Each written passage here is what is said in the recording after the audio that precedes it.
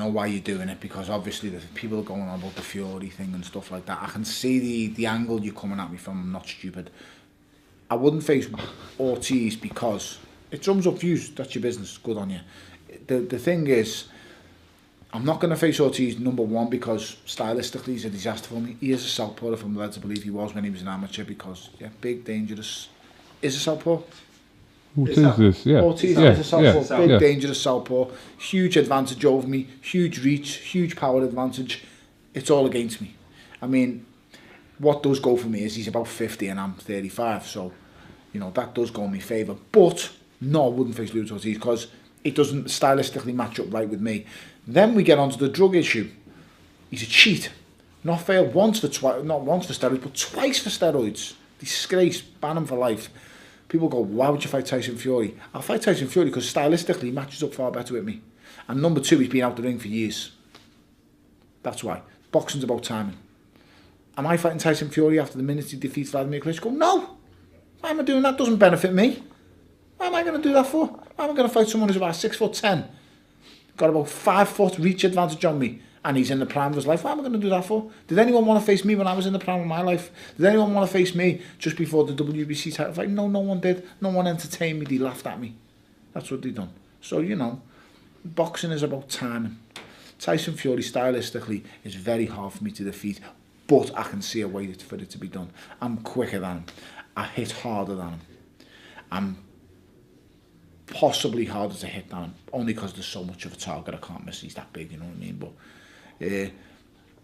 he's still a very good fighter, very good mover for the heavyweight, but his attributes don't really hurt me in a fight. I take away his positives with my style, so his awkwardness doesn't play a factor because he's so big I can't miss him. I'm going to hit him for fun. I can hurt him, and I know I can hurt him because I'm a bigger puncher than Steve Cunningham. If Steve Cunningham can put him on his back, I can put him out like a light. So it just, you weigh up the positives and the negatives. There's always dangers going into every single fight. That's just life. That's going to happen.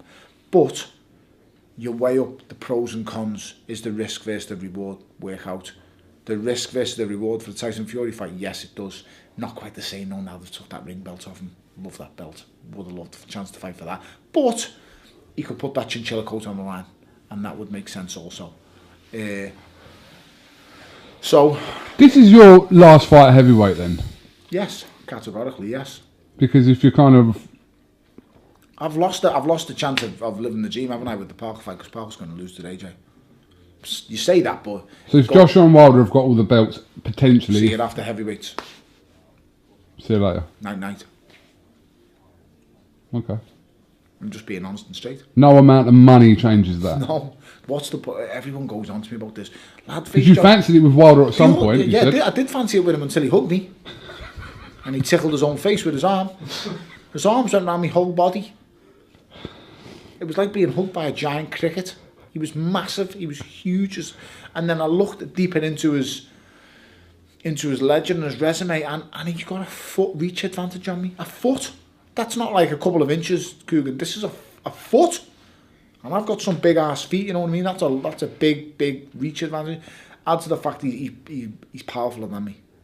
And I'm not easy to hit, but I'm gonna get hit in that fight. I really do think I can make Deontay Wilder look stupid for 5 or 6 rounds, but then after 5 or 6, one's gonna cut me, and it's gonna hurt. It's gonna hurt a lot. So, you know, I'm a realist, I'm not a fantasist. I just tell the truth. Very few do it in this business, to be honest. Very few. Just you and Naz. Spencer tells the truth next to me, to be honest. Knowledge, absolutely. But to be fair, a lot of guys, I understand why a lot of guys can't tell the truth, because they're put in a position.